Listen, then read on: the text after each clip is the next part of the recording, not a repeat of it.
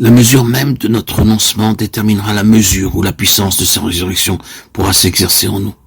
Nous avons renoncé à nos péchés pour mourir avec Christ au péché. Nous avons renoncé au monde pour mourir avec Christ au monde.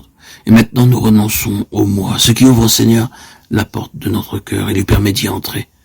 Nous renonçons aussi par là à cette vie terrestre charnelle, source d'énergie purement terrestre, qui autrefois nous animait.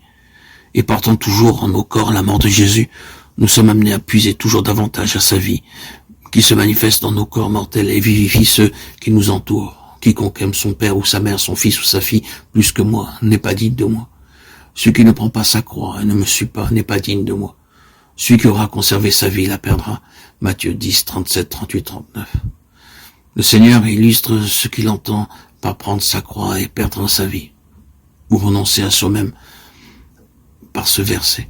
Notre vie propre peut être comme retenue à la terre par de puissants liens, des liens légitimes, mais si absorbants qu'il est nécessaire que le Saint-Esprit intervienne. On conduise à la croix pour qu'il soit ramené à la place qu'il doit occuper en Christ. C'est dans la vie de famille et de relations terrestres que l'épée de l'esprit est le plus nécessaire pour séparer les éléments charnels des spirituels, car il est presque impossible qu'à un moment donné, les droits du crucifié n'entrent pas en conflit avec les liens de l'affection. C'est alors que nous expérimentons que nos ennemis sont ceux de notre propre maison et que les mains qui nous clouent au bois sont celles de ceux que nous aimons. C'est alors que nous entendons le Maître nous dire « Celui qui aime les siens plus que moi n'est pas digne de moi ». Si, le cœur brisé, nous déposons au pied du Seigneur ce qu'il demande, ces liens de famille qui nous retenaient. Si nous perdons tout par amour pour lui, tout nous sera rendu, transfiguré, centuplé par les joies du ciel. Il faut qu'il en soit ainsi chez tous ceux qui suivent l'agneau.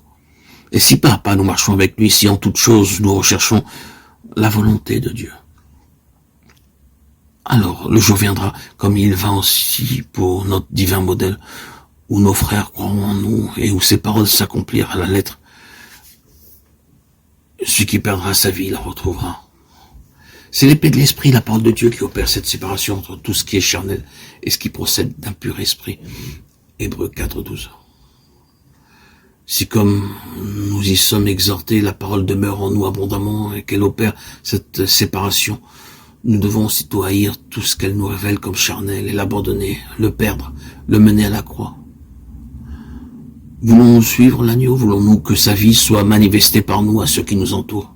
Alors, il nous faut connaître les profondeurs de la croix, de sa croix. Pour entrer dans tous les privilèges que sa mort nous a acquis, il nous faut renoncer à nous-mêmes, haïr notre vie propre pour que la sienne puisse se manifester en nous.